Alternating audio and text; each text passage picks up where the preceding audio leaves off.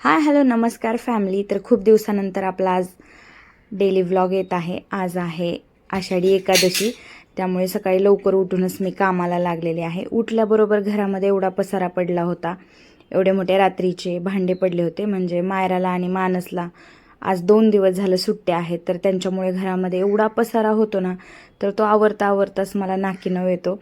भांडेसुद्धा जरी काही थोडंफार खायला घ्यायचं असेल तर सगळे भांडे रॅकवरचे काढून ते घेत असतात. थोडं ह्यामध्ये थोडं त्यामध्ये असं करून मला भांड्याचा एवढा पाळा पडला होता.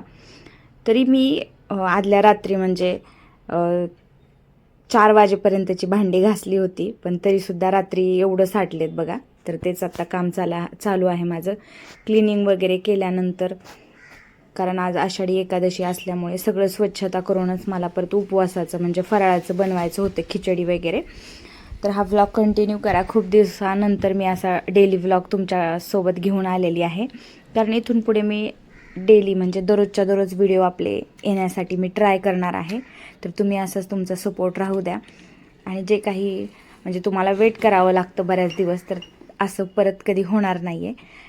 त्यामुळे हा व्लॉग कंटिन्यू करा आणि इथून पुढे आपले रेग्युलर काही ना काही कंटेंट तुमच्या भेटीसाठी येतच राहील, अशी म्हणजे मी असा शब्द देते. तर चला हा ब्लॉग कंटिन्यू करा.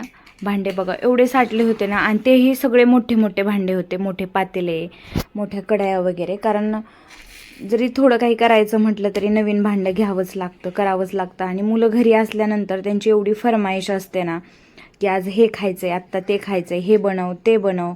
बापरे, माझा तर पूर्ण दिवस म्हणजे बिझी असतो जेव्हा जेव्हा कधी म्हणजे मुलांना सुट्टी असते, मायरा आणि मानसला. कारण काल त्यांच्या स्कूलमध्ये होतं म्हणजे आषाढी एकादशीची दिंडी वगैरे, तो सोहळा होता. आणि 11 वाजेपर्यंतच त्यांची शाळा होती आणि 11 नंतर ते घरी होते. तर बापरे, एवढं मला परेशान केले त्यांनी, मी तुम्हाला शब्दात सांगू शकत नाही. आणि त्याच्याबरोबरच म्हणजे त्यांचं बघत बघत मला त्यांचं अभ्यास घेणं आहे, त्यांचं खाणं पिणं आहे, घरातली सगळी स्वच्छता आहे, सगळं एकटीलाच करावं लागतं. 2 हात करून करून किती काम करतील, ते पण कधी तर दमतात. पण मुलांना ते लक्षात येत नाही. मुलांना असं वाटतं की आमची आई आहे, सुपर मम्मा आहे, सगळं करेल वगैरे. पण त्यांना कोण सांगणार, मम्मा पण कधीतरी दमते. पण त्यांच्या चेहऱ्यावरचा आनंद बघितल्यानंतर हे काही काम वगैरे मला जास्त काही म्हणजे हे त्रासदायक वाटत नाही. त्यांच्या चेहऱ्याचा आनंदच मला सगळं काही सुख देऊन जाणारा असतो. तर चालायचं, सगळ्या घरामध्ये हीच परिस्थिती असते. मुलांना जेव्हा सुट्टी असते तेव्हा आया इतक्याच बिझी असतात. तर आज आषाढी एकादशी असल्या कारणानं मला सगळंच क्लीन करायचं होतं. म्हणजे फरशी पुसायची होती, भांडी स्वच्छ करायची होती, किचन कट्टा साफ करायचा होता, सगळंच म्हणजे काम असतं. एखाद्या टायमिंगला कसं करते मी, जर काही एमर्जन्सी नसेल तर फरशी वगैरे थोडंफार क्लिनिंग स्किप करत असते. पण आज तसं करून मला चालणार नव्हतं. सगळं स्वच्छ करूनच बाकीच्या कामांना लागायचं होतं. आणि मी उठल्यापासूनच कामाला लागली आहे. एक झालं की दुसरं, दुसरं झालं की तिसरं, असं चालूच होतं. भांडी झाल्यानंतर लगेच फरशी साफ करायला घेतली. तरी मायरा घरी असल्यानंतर थोडंफार मला हातोहात काम करू लागत असते. ती एखादं दुसरं काम केलं तरी तेवढंच आराम भेटतो. तर इथे चाललेली आहे माझी फरशी पुसणं, कारण फरशीसुद्धा खूप आता पावसामुळे वगैरे चिकट होते. तर फरशी पुसून झाल्यानंतर मी लगेच फ्रेश झाले, म्हणजे आंघोळ वगैरे करून घेतली. आणि थोडंसं जे काही माझं रुटीन असतं म्हणजे सिरम वगैरे जे पण काही असतं ते सगळं हे करूनच मी नंतर पुढच्या कामाला लागते. कारण एकदा का तसंच कामाला लागलं की दुपारी 2-3 वाजेपर्यंत मी कधी फ्री होत नाही.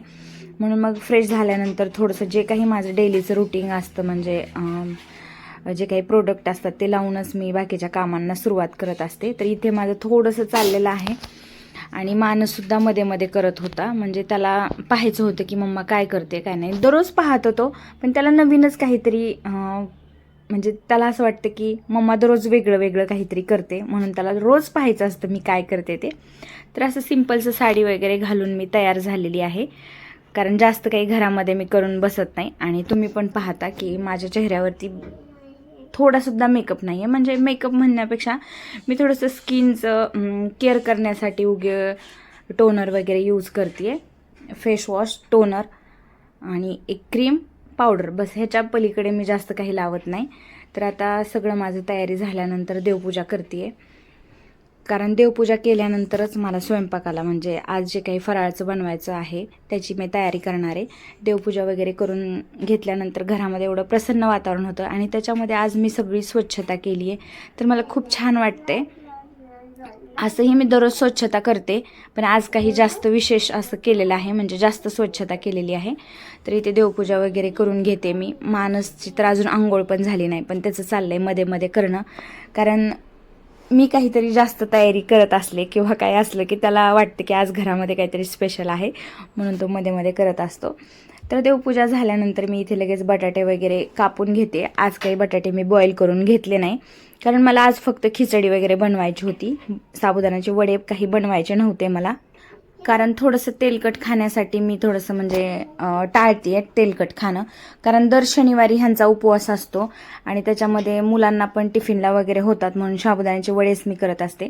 पण आता एवढ्यामध्ये जास्त स्ट्रिक्टली लक्ष देते, तेलकट थोडंसं कमी करते. कारण तुम्ही बघतच असाल पहिल्याची तब्येत आणि आत्ताची तब्येत, तुम्हाला फरक जाणवत असेल.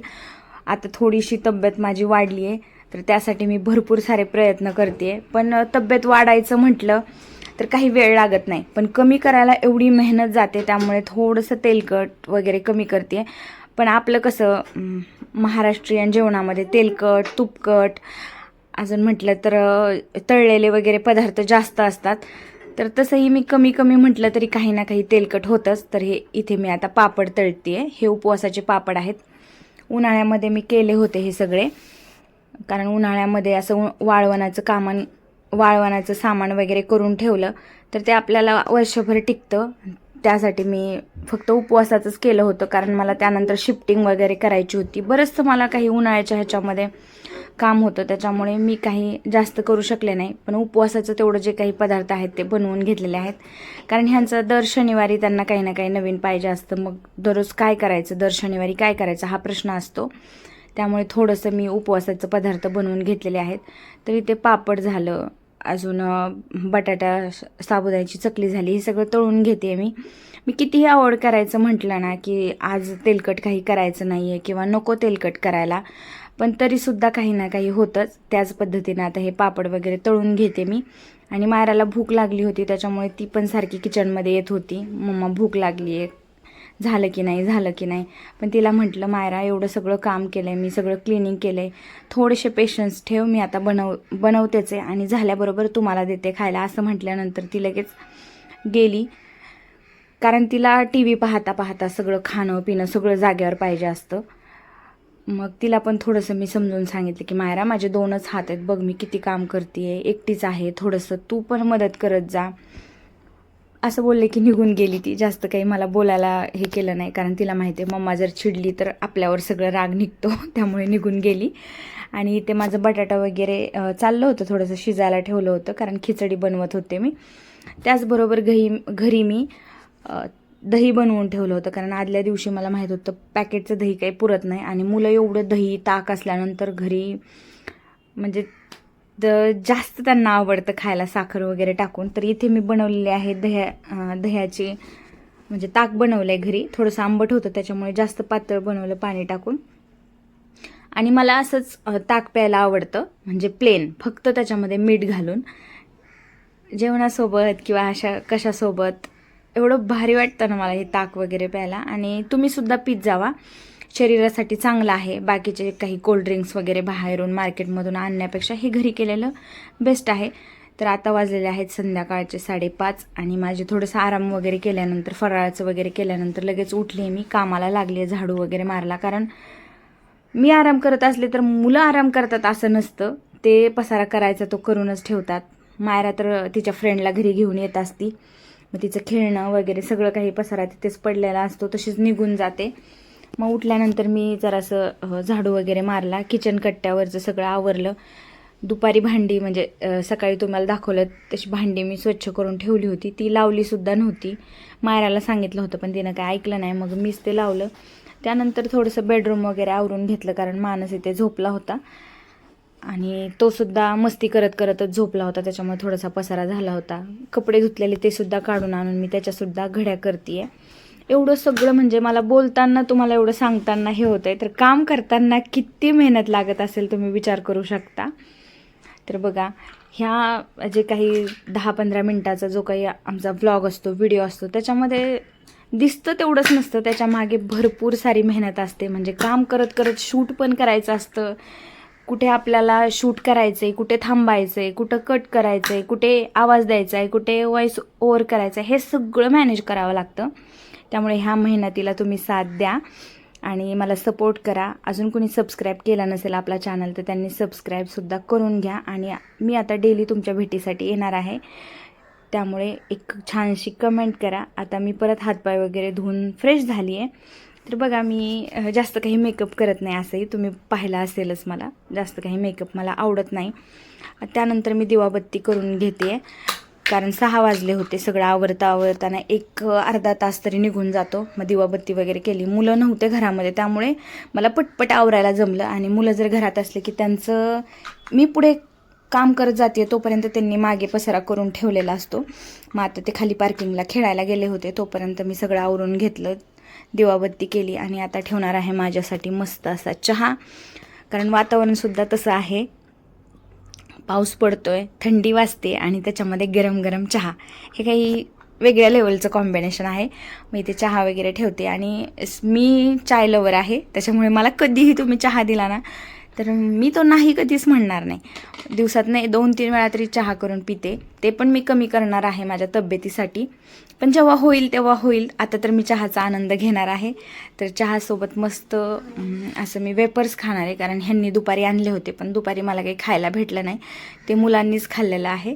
तर बघा, इथे मी थोडंसं स्वतःला पाहते आहे, कारण मला हे मध्ये मध्ये कॅमेरामध्ये पाहायचं असतं मी कशी दिसते आहे, किंवा छान दिसते का, व्यवस्थित लुक आहे का. इथे मला थोडंसं 1-2 थंबनेलसाठी फोटोसुद्धा घ्यायचे होते, त्याच्यामुळे मी हे सगळे ॲक्शन वगैरे करते आहे.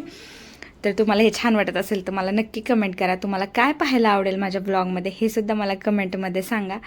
तर बघा, गरम गरम चहा, त्यासोबत वेफर्स आणि 90sचे सॉन्ग, वेगळ्या लेवलचं कॉम्बिनेशन आहे हे सगळं. आणि मला तर सॉन्ग ऐकत ऐकत हे सगळं काम करायला एवढं छान वाटतं. तुम्हीसुद्धा या चहा घ्यायला. पावसाचा आनंद तर घेतच असाल तुम्ही, त्याबरोबर चहासुद्धा. तर आता माझा चहा रेडी झालेला आहे. आता मी मस्त गाणे ऐकत ऐकत चहा पिणार आहे.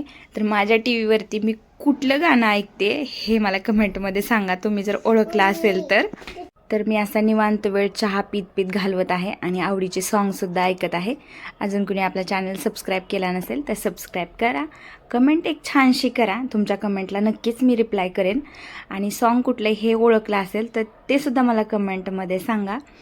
तर बघा, मला सॉन्ग ऐकत ऐकत चहाचा आनंद घ्यायला आवडतो. तुम्हाला आवडतो का हे सांगा. तर चला, आता भेटूया नेक्स्ट ब्लॉगमध्ये. Tata, bye bye, take care.